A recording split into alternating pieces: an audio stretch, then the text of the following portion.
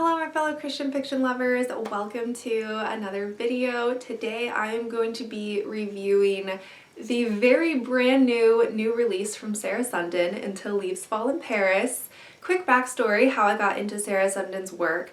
I truly had such a wrong idea of the kind of books she writes. I thought they were all pure romance until I just decided on a whim to buy the book she published in 2021, When Twilight Breaks, and I fell in love with that book. I adored it.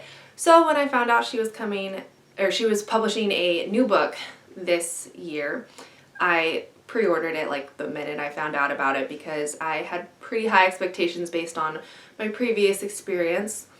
And I'm really glad I did because it was a good book. It wasn't nearly as good as When Twilight Breaks, in my opinion. I do also think I have some different ways that I analyze and read and think about books now than I did a year ago, just because of the nature of reviewing most of the books I read versus a year ago I didn't really do that. All that aside, I'm going to be sharing all of the good, all of the maybe, they're not bad, they're just some not as good opinions of this book. But up front, I just want to say that I did enjoy it and I would recommend it. So that's all you came for.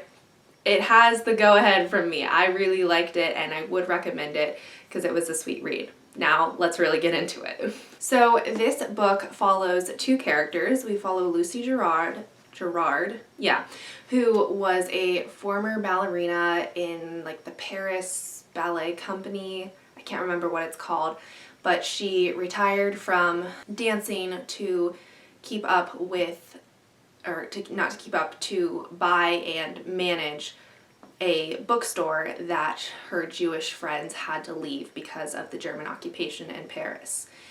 And then we also follow Paul Aubrey, and he is seen as a collaborator with the Germans because he owns an automobile company and is supposedly like manufacturing trucks for the Germans.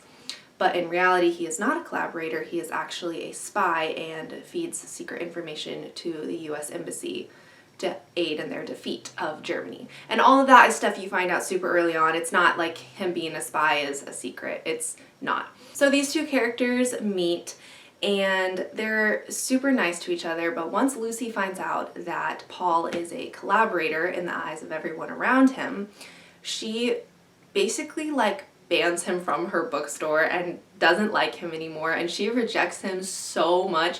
I seriously was like, how in the world are these two going to get together? Like, obviously they're each other's love interests. How is this going to work? And I was so confused. Minor spoiler, I mean, it's kind of obvious they do end up working out and everything happens just the way it's supposed to with them. Okay, sorry, this always happens when I do videos. I get warm and I have to take off my jacket. But for a while there, I was seriously like, what's gonna happen between them? Because she really does not like him.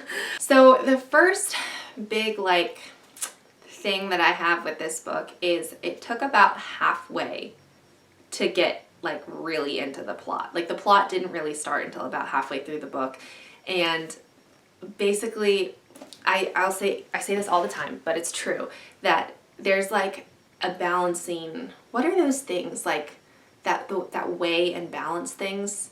I don't know what they're called, but anyway, for me, you have character development on one side and plot development on the other. And if it's not somewhat equal, character development could be a little higher, but if it's not mostly equal, then a book isn't, there's no way it can achieve 5 stars for me. And so the plot development was very, very lacking until about halfway through the book. And the characters, what made it easy to keep reading this book is that the characters were just so lovable. Like, Lucy is the sweetest human being ever written, and Paul, he has such a good heart, and he has a daughter because he's a widower, and he has this 4-year-old daughter, and she's so sweet, and he's such a good father. And basically the way that Lucy and Paul kind of are forced to have some nature of a friendship is because Paul's daughter, Josie, that's right, Josie likes to go to children's hour at Lucy's bookstore. And so they're forced to see each other and forced to have conversations. And it's not an enemies to lover. I will say that up front because that sounds kind of like an enemies to lovers thing, but it's not. They get to their romance very naturally. It's not fueled by hate or spite, which is good because I am not a huge fan of enemies to lovers. Not really. But anyway, the characters are just so easy to love and so easy to relate to and see how they, like, Lucy wants to like Paul. She just can't because she sees him as a collaborator at first. Am I saying that word right? Collaborator? Yeah, I think so. So that's why I was able to keep reading, but truly, if you're here for if you're reading this book for the plot, it's really not there until the last, like, 25%, honestly, is when there's so much plot, it, like, tries to make up for the rest of the book. The next kind of picky thing I have with this book is that the ending is, like, so rushed. The happily ever after is entirely rushed and could have been fleshed out so much better had they just taken, or had the author, Sarah Sundin, just taken a step back and, like, given them time, less time to, like, worry and more time to just, like, realistically settle into, like, the decisions they were making and what happened when, I don't want to spoil things, but there's this big, like, shift of all of the characters and movement of all of the characters at the end of the novel. And if she'd just given them time to, like, settle in and not rush it in a couple of chapters, I felt like that would have made the book a little more believable. Whereas this happily ever after, everything is tied up in a neat little bow, all in the last 5 chapters, that just didn't feel very realistic to me.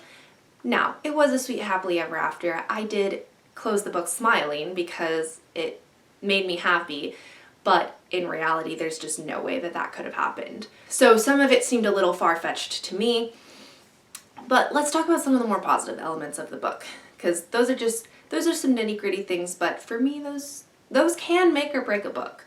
Thankfully, it didn't break this book. Character development. We're always going to talk about that when we're reviewing a book. Lucy, she had some character development. There was some there. She definitely grew in her confidence in herself. I could really see that by the end of the book, though it was a bit rushed in how she came to that confidence of herself. Paul is the character who really changed. Because he was a widower, part of his character was just him grieving his wife and grieving Josie's mother, being able to love again, which he does get to this point where he's able to love and be attracted to Lucy fairly easily, but just kind of as he processes what happens and then processes how Lucy dislikes him, and he wants so badly for Lucy to like him, and he wants to tell her everything, like he wants to tell her the truth, but he knows he can't. And so it's just this internal battle between love for his home country, America, and this new liking and attraction to Lucy, and he wants her to see him as a good person, but he can't do that because it would break too many rules. And so just that internal battle and struggle and the development of his character was really good, and I really did appreciate it. I didn't feel like any of it was too rushed. All of the decisions he made fit his character very well, and he was just well-rounded, dynamic. He did change, and the decisions he made, again, just fit his character so perfectly. So A+ on that. Lucy, definitely, she could have been more well-rounded. She was a round character. She wasn't so much of a dynamic character. Was a little bit of a problem for me because there could have just been more change in the way she viewed herself and the way she handled life situations that were thrown at her. But that didn't really happen. She started the book as a courageous character, and she ended the book as a courageous character. There was no real development in how she displayed her courage, except that she got slightly more confident. So yeah, those are only some minor spoilers. I didn't really give away any plot points, because there were some plot points. But yeah, I did like this book. It was good. I probably will read whatever Sarah Sundin publishes next. I actually have one of her older books on my TBR that I'll read eventually. But I liked it. I liked how it was very light with World War II. The resistance was part of it, but there wasn't a lot of trauma, and there was one pretty traumatic event, but there wasn't a lot of just heavy stuff going on, which World War II novels can get so engrossed in the heavy literal trauma and war that was going on during the time.